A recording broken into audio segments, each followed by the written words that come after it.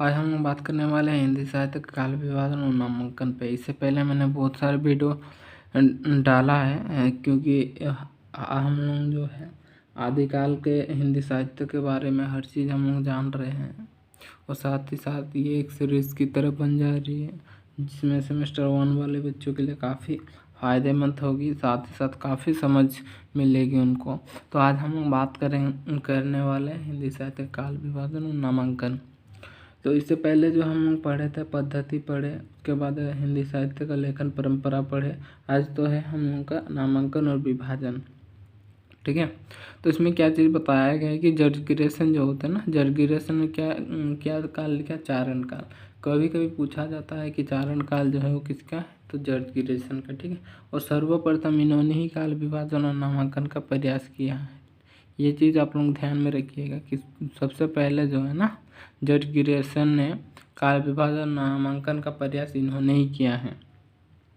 साथ ही आप लोग देख सकते हो 11 पुस्तकों के द्वारा इन्होंने जो है अपना काल विभाजन किया है, क्योंकि इससे पहले भी हम लोग जिक्र किए थे कि 11 पुस्तकों के माध्यम से इन्होंने काल विभाजन का प्रयास किया है। कुछ इस प्रकार देख सकते हैं कि चारण काल, 15वीं सदी का धार्मिक पुनर्जागरण, मुगल दरबार, रीति काव्य, कुछ इस प्रकार जो है ना इन 11 पुस्तकों के माध्यम से जो है इन्होंने काल विभाजन करने का प्रयास किया है। उसके बाद थोड़ा हम लोग आगे आ जाते हैं। इसमें आप लोगों को क्वेश्चन भी पूछा जाता है कि जो है जर्ज गिरेसन ने सर्वप्रथम हिंदी साहित्य के आरंभिक काल को क्या क्या कहा है, तो क्या कहा है? चारण काल। ठीक है, क्योंकि अभी बताया है कि चारण काल जो है थोड़ा पूछा जाता है, इससे भी क्वेश्चन जो पूछने का चांस रहता है। तो जान लीजिए आप लोगों की चारण काल जो है ना वो जर्ज गिरेसन की है। किसकी है? जर्ज ग्रियर्सन। उसके बाद हम लोग थोड़ा नीचे आ जाते हैं। तो इसमें तो बताया गया ना कि जर्ज गिरेसन ने जो चारण काल लिखा, तो चारण काल के अंदर जो है ना टोटल 9 कवियाँ हैं। कितने कवियाँ हैं? टोटल 9 कवियाँ हैं, जिसके कारण जो है इसमें समन्वय किया गया है और साथ ही साथ इसमें उसकी सहयोगिता है। क्या है? सहायता है, जिसके कारण बताया गया ये जो चारण काल है, चारण काल के अंतर्गत 9 कवियाँ आ जाते हैं। जैसा देख सकते हैं पुष्य कवि, खोमाण कवि, उसके बाद केदारपाल, ये जो है टोटल 9 कवि आ जाते हैं इसके अंदर, क्योंकि ये जो है चारण काल के अंतर्गत 9 कवियों को स्थान दिया गया है। थोड़ा हम लोग आगे आ जाते हैं।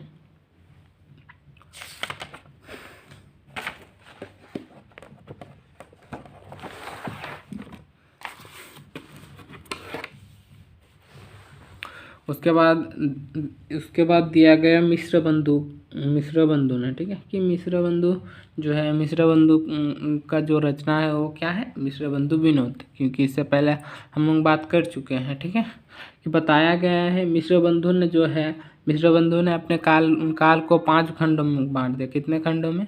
5 कालों में बांट दिया। 5 काल में बांट दिया। आप लोग देख सकते हो प्रारंभिक काल, उसके बाद माध्यमिक काल, उसके बाद अलंकृत काल, और उसके बाद परिवर्तन काल, और उसके बाद जो है वर्तमान काल। ये वर्तमान काल भी कभी कभार पूछा जाता है कि वर्तमान काल जो है वो किसका है, तो किसका है वर्तमान काल? मिश्र बंधु का। ठीक है, इसमें ध्यान रखिएगा। साथ ही साथ जो प्रारंभिक काल है उसको 2 वर्गों में बांट दिया। जैसे आप लोग देख सकते हो पूर्व प्रारंभिक काल, दूसरा जो है उत्तरारंभिक काल, और कुछ इसका टाइम भी दिया गया है। और ये जो टाइम है वो संभवतः में होती कितना? विक्रय संभवतः कहते हैं इसको। ठीक है, विक्रय संभवतः कहते हैं।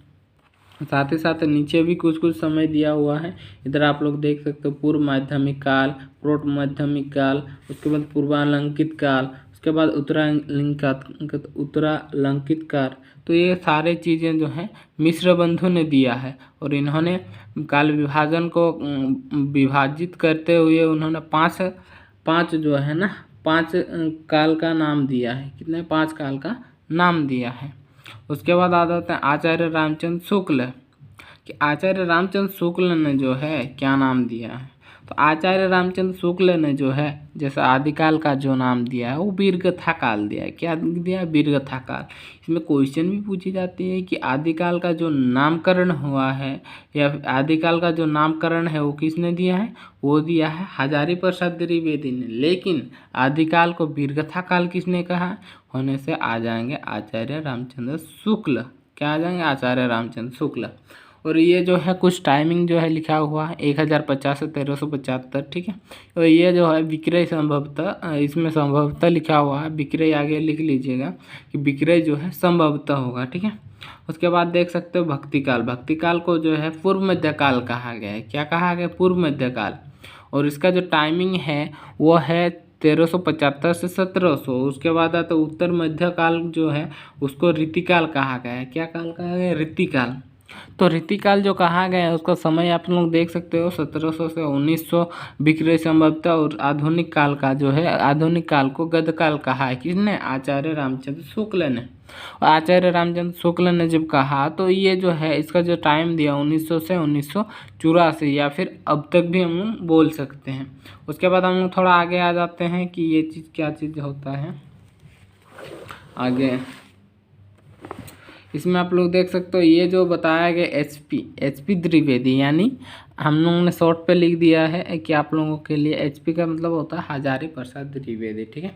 और हजारी प्रसाद द्विवेदी ने ही आदिकाल कहा है। क्या कहा? आदिकाल का निर्माण किया है और बोला भी है। और आदिकाल को जो वीरगाथा काल कहा हुआ आता है कौन? आचार्य रामचंद्र शुक्ल। इसमें ध्यान में रखिएगा इस चीज़ को क्योंकि पूछा भी जाता है। अब थोड़ा आ जाता है हम लोग आगे कि देख सकते हैं इसमें क्या चीज़ का जिक्र है कि बताया गया आदिकाल, भक्तिकाल, रीतिकाल, आधुनिक काल। तो आदिकाल का जो समय दिया है इन्होंने जो है हजारी प्रसाद द्विवेदी ने जो आदिकाल का समय दिया है 10वीं से 14वीं और 14वीं से 17वीं, उसके बाद 17वीं से 19वीं और 19वीं सदी से अब तक। क्या है? 19वीं सदी से अब तक ये जो है ये काल विभाजन जो है और नामांकन जो है किसने दिया है? ये दिया है आपका हजारी प्रसाद द्विवेदी ने। उसके बाद थोड़ा और नीचे आ जाते हैं कि डॉक्टर राम कुमार वर्मा ने क्या कहा है। क्या? डॉक्टर राम कुमार वर्मा, ठीक है। डॉक्टर राम कुमार वर्मा ने क्या कहा है? तो इसमें बताया गया कि डॉक्टर राम कुमार वर्मा ने संधिकाल कहा, चारण काल कहा, उसके बाद भक्तिकाल कहा, आधुनिक काल कहा। तो भक्तिकाल, आधुनिक काल कहा, ये सारे चीज़ जो है कहा। तो कहीं ना कहीं ये जो है ना अलग अलग टाइम दे रहे हैं। क्या देख रहे हैं? अलग अलग टाइम दे रहे हैं और कुछ कुछ चीज़ें मतलब एक जैसे बना रहे हैं और कुछ कुछ चीज़ें जो है अलग अलग कर रहे हैं। तो जिसमें आप लोग देख सकते हो इसका जो टाइम है ना, समय हम लोग बोल सकते हैं 750 से 1000। क्या संभवतः है? विक्रय संभवतः आगे लिख लीजिएगा, ठीक है। थोड़ा सा छूट गया है। उसके बाद बताया गया चारण काल जो है 1000 से 1375। उसके बाद आता भक्ति काल जो है 1375 से 1700। उसके बाद आधुनिक काल जो है 1900 से अब तक। और एक काल बच गया इधर हम लोगों का जो है जो गणपति चंद्र गुप्त ने दिया है आदिकाल, पूर्व मध्यकाल, उत्तर मध्यकाल और आधुनिक काल। तो कहीं ना कहीं इन्होंने भी कुछ टाइम दिया, समय दिया। जैसे काल का जो होता है टाइमिंग जो होता है 1184 से 1350 ईस्वी। क्या है? ईस्वी। क्या ये ईस्वी में है? अगर ईस्वी में करनी हो ना तो उसको माइनस करना पड़ता है। किसको माइनस करना पड़ता है? 57 को माइनस करना पड़ता है। जितना भी रहता है ना तो उसके साथ माइनस करना पड़ता है, होने से आ जाता है ईस्वी में, ठीक है। उसके बाद आता है इधर जो है 1600 से 1857 और इधर है 1857 से अब तक। ये जो है ये काल विभाजन किसका है? ये डॉक्टर नहीं, गणपति चंद्रगुप्त। किसका है? गणपति चंद्रगुप्त। उसके बाद और एक बचा हुआ है, होने से जो है ये खत्म हो जाएगा। तो इसमें क्या चीज़ का जिक्र किया गया है कि डॉक्टर नगेंद्र, जो डॉक्टर नगेंद्र थे ना, तो डॉक्टर नगेंद्र ने आदिकाल, भक्तिकाल, रीतिकाल को क्या क्या कहा है, क्या क्या समय दिया। तो इन्होंने भी कुछ काल का चयन किया, आदिकाल, भक्तिकाल, रीतिकाल, और इन्होंने कुछ और समय बताया। क्या बताया? कुछ और समय देख सकते हैं आप लोग। 7वीं सदी से 14वीं सदी, 14वीं सदी से 17वीं सदी, और 11वीं सदी से 19वीं सदी, और 19वीं सदी के मध्य से अब तक, और 19वीं सदी के क्या मिडिल से मतलब अब तक। ये चीज़ दिया है डॉक्टर नगेंद्र ने। और साथ ही साथ इन्होंने आगे की जो काल जो है ना उसको क्या क्या कहा है आप लोग देख सकते हो। इसमें बताया गया है ये जो है कहता पुण्य जागरण काल। पुण्य जागरण काल किसको कहा गया? पुण्य जागरण काल जो है भारतीय तेंदु युग को कहा गया। और साथ ही साथ इसका टाइम जो है 1857 से 1900, ठीक है, 1857 से 1900। उसके बाद आता है जागरण सुधार काल। जागरण सुधार काल को कहा जाता है द्विवेदी युग। क्या कहा जाता है? द्विवेदी युग। और इसका जो समय है वो है 1900 से 1918। थोड़ा बहुत 1-2 साल का इधर उधर होता है बट कंफ्यूजन नहीं होनी है इसमें। उसके बाद बताया गया है जो है छायावाद, कि छायावाद का जो समय है 1900 कितना 18 से 1938 तक है।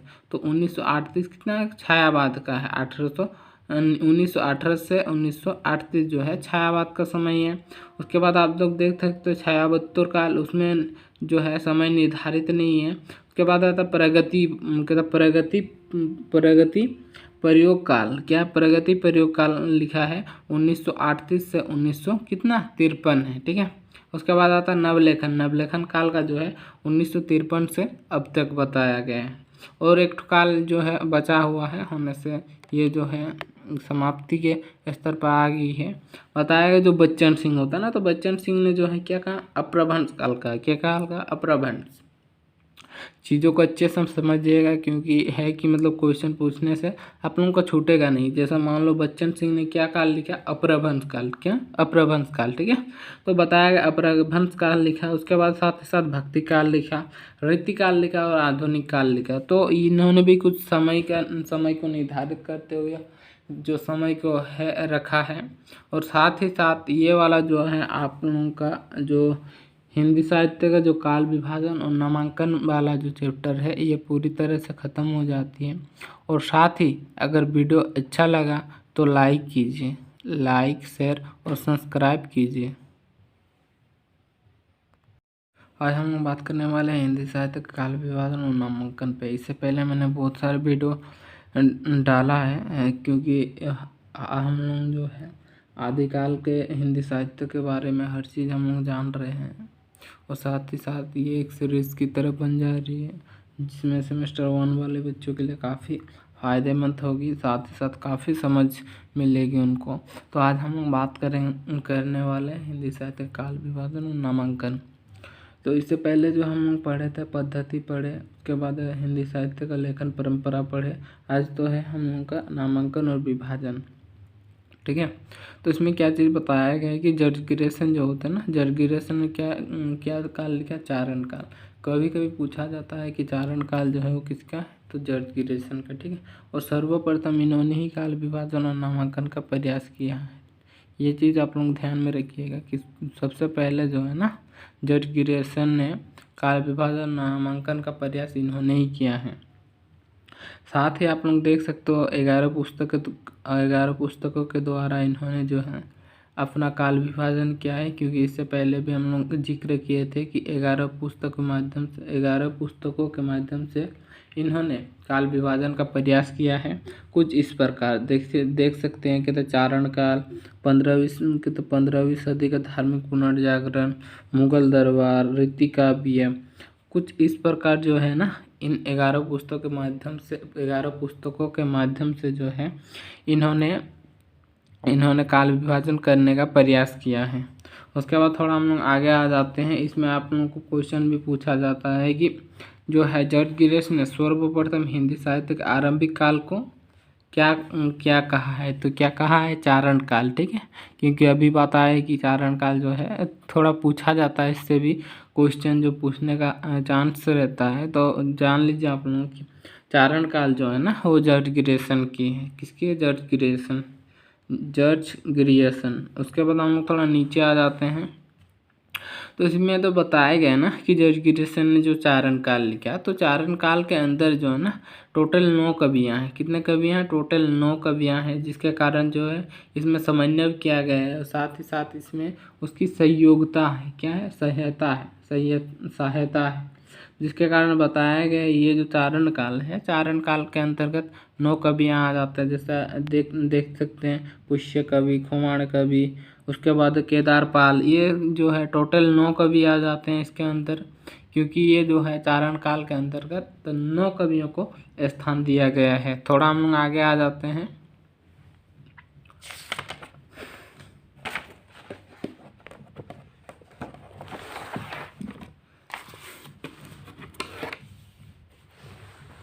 उसके बाद दिया गया मिश्र बंधु ने, ठीक है, कि मिश्र बंधु जो है, मिश्र बंधु का जो रचना है वो क्या है, मिश्र बंधु विनोद, क्योंकि इससे पहले हम लोग बात कर चुके हैं, ठीक है, कि बताया गया है मिश्र बंधु ने जो है, मिश्र बंधु ने अपने काल को 5 खंडों में बांट दिया। कितने खंडों में?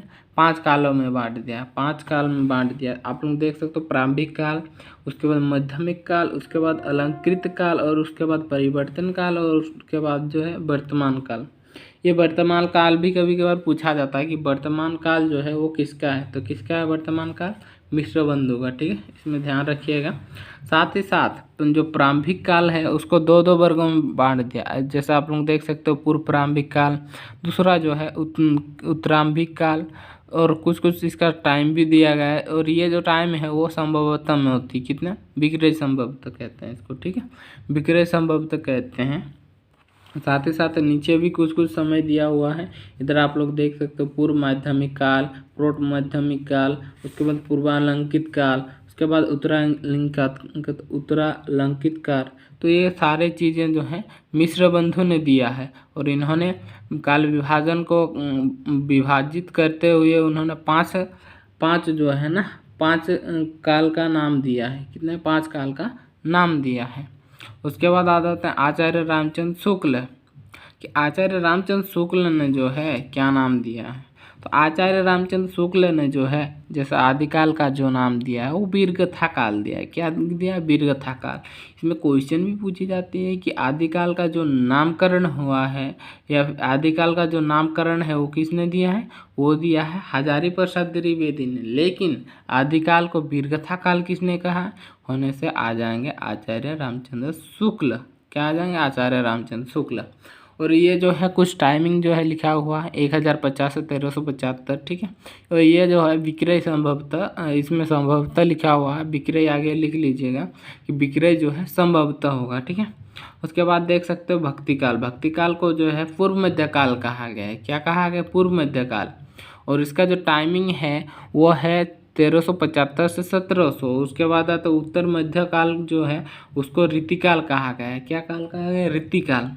तो रीतिकाल जो कहा गया है उसका समय आप लोग देख सकते हो 1700 से 1900 विक्रय संभवतः। और आधुनिक काल का जो है, आधुनिक काल को गदकाल कहा है। किसने? आचार्य रामचंद्र शुक्ल ने। और आचार्य रामचंद्र शुक्ल ने जब कहा तो ये जो है इसका जो टाइम दिया 1900 से 1984, या फिर अब तक भी हम लोग बोल सकते हैं। उसके बाद हम लोग थोड़ा आगे आ जाते हैं कि ये चीज़ क्या चीज़ होता है आगे। इसमें आप लोग देख सकते हो ये जो बताया गया एचपी द्विवेदी, यानी हम लोगों ने शॉर्ट पे लिख दिया है कि आप लोगों के लिए एचपी का मतलब होता है हजारी प्रसाद द्विवेदी, ठीक है। और हजारी प्रसाद द्विवेदी ने ही आदिकाल कहा है। क्या कहा? आदिकाल का निर्माण किया है और बोला भी है। और आदिकाल को जो वीरगाथा काल कहा हुआ आता है कौन? आचार्य रामचंद्र शुक्ल। इसमें ध्यान में रखिएगा इस चीज़ को, क्योंकि पूछा भी जाता है। अब थोड़ा आ जाता है हम लोग आगे, कि देख सकते हैं इसमें क्या चीज़ का जिक्र है, कि बताया गया आदिकाल, भक्तिकाल, रीतिकाल, आधुनिक काल। तो आदिकाल का जो समय दिया है इन्होंने, जो है हजारी प्रसाद द्विवेदी ने जो आदिकाल का समय दिया है 10वीं से 14वीं, और 14वीं से 17वीं, उसके बाद 17वीं से 19वीं, और 19वीं सदी से अब तक। क्या है? 19वीं सदी से अब तक ये जो है, ये काल विभाजन जो है और नामांकन जो है किसने दिया है? ये दिया है आपका हजारी प्रसाद द्विवेदी ने। उसके बाद थोड़ा और नीचे आ जाते हैं कि डॉक्टर रामकुमार वर्मा ने क्या कहा है। क्या? डॉक्टर रामकुमार वर्मा, ठीक है, डॉक्टर रामकुमार वर्मा ने क्या कहा है। तो इसमें बताया गया कि डॉक्टर रामकुमार वर्मा ने संधिकाल कहा, चारण काल कहा, उसके बाद भक्तिकाल कहा, आधुनिक काल कहा। तो भक्तिकाल, आधुनिक काल कहा, ये सारे चीज़ जो है कहा। तो कहीं ना कहीं ये जो है ना अलग अलग टाइम दे रहे हैं। क्या देख रहे हैं? अलग अलग टाइम दे रहे हैं, और कुछ चीज़ें मतलब एक जैसे बना रहे हैं, और कुछ चीज़ें जो है अलग अलग कर रहे हैं। तो जिसमें आप लोग देख सकते हो इसका जो टाइम है ना, समय हम लोग बोल सकते हैं 750 से 1000, क्या संभवतः है, विक्रय संभवतः आगे लिख लीजिएगा, ठीक है, थोड़ा सा छूट गया है। उसके बाद बताया गया चारण काल जो है 1000 से 1375। उसके बाद आता भक्ति काल जो है 1375 से 1700। उसके बाद आधुनिक काल जो है 1900 से अब तक। और एक काल बच गया इधर हम लोगों का जो है जो गणपति चंद्र गुप्त ने दिया है, आदिकाल, पूर्व मध्यकाल, उत्तर मध्यकाल और आधुनिक काल। तो कहीं ना कहीं इन्होंने भी कुछ टाइम दिया, समय दिया। जैसे काल का जो होता है टाइमिंग जो होता है 1184 से 1350 ईस्वी। क्या है ईस्वी, क्या ये ईस्वी में है? अगर ईस्वी में करनी हो ना तो उसको माइनस करना पड़ता है। किसको माइनस करना पड़ता है? 57 को माइनस करना पड़ता है, जितना भी रहता है ना तो उसके साथ माइनस करना पड़ता है, होने से आ जाता है ईस्वी में, ठीक है। उसके बाद आता है इधर जो है 1600 से 1857 और इधर है 1857 से अब तक। ये जो है ये काल विभाजन किसका है? ये डॉक्टर नहीं, गणपति चंद्रगुप्त। किसका है? गणपति चंद्रगुप्त। उसके बाद और एक ठो बचा हुआ है, होने से जो है ये खत्म हो जाएगा।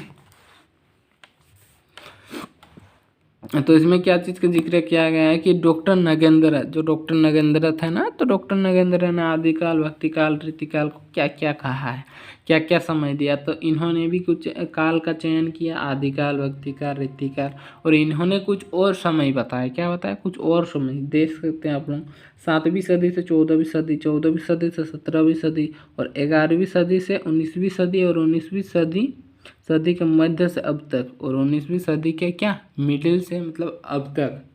ये चीज़ दिया है डॉक्टर नगेंद्र ने। और साथ ही साथ इन्होंने आगे की जो काल जो है ना उसको क्या क्या कहा है आप लोग देख सकते हो।